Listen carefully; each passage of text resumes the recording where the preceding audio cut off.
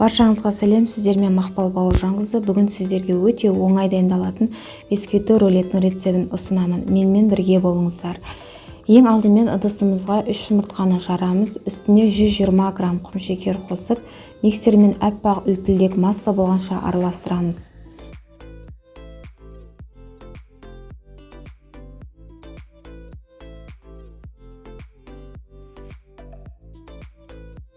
Видеода көріп тұрғандарыңыздай көлемі осылай ұлғаю керек.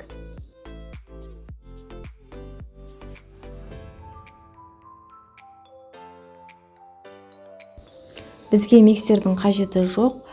Енді жұмыртқалы массамыздың үстіне 50 мл қайнаған су құямыз. Аз ғана араластырамыз.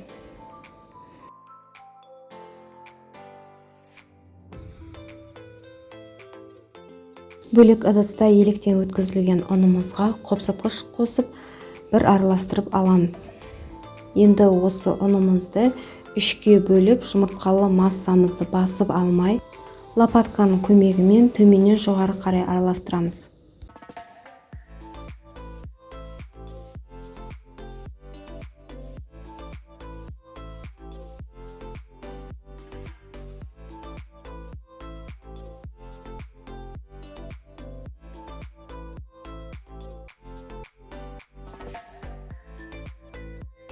Төрт бұрышты формаға пергамент қағазын төсеп, бисквитімізді құямыз.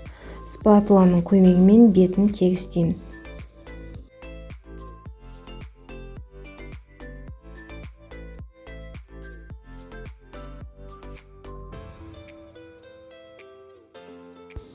Пешімізді алдын ала қыздырып аламыз. Бисквитімізді 180 градуста 15 минут пісіреміз.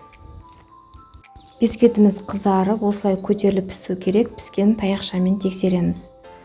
Енді таза орамалға бисквитті аударып, рулет етіп ораймыз.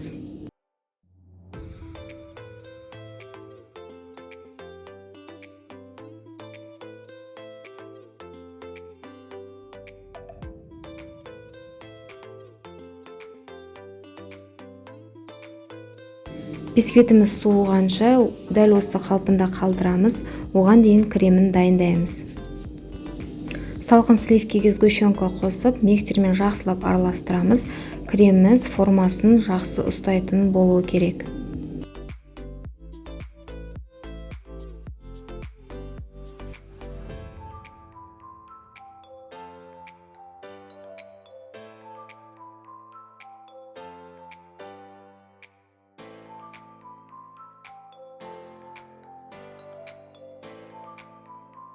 Суыған бисквитке кремді біркелкетіп жағып, әдемілеп тегістеп шығамыз.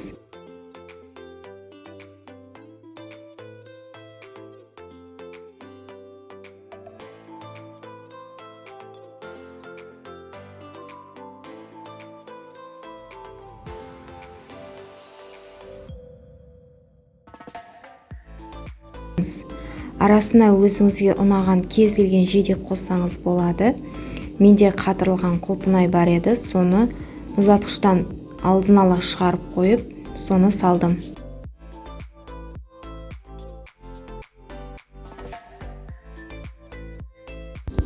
Рулетімізді тығыз ғып орап, шеттерін кесіп алып тастаймыз. Дастарханға қоятын әдемі тарелкамызге рулетімізді қоямыз.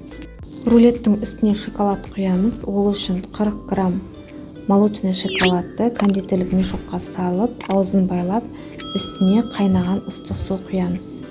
1 минут қалдырамыз. Кондитерлік мешоктың басын сәл ғана кесіп, еріген шоколадымызды рулетіміздің үстіне құйып шығамыз. Рулетті 1 сағат тоңазытқышқа жібереміз. Рулетіміз дайын, баршаңызға ас болсын.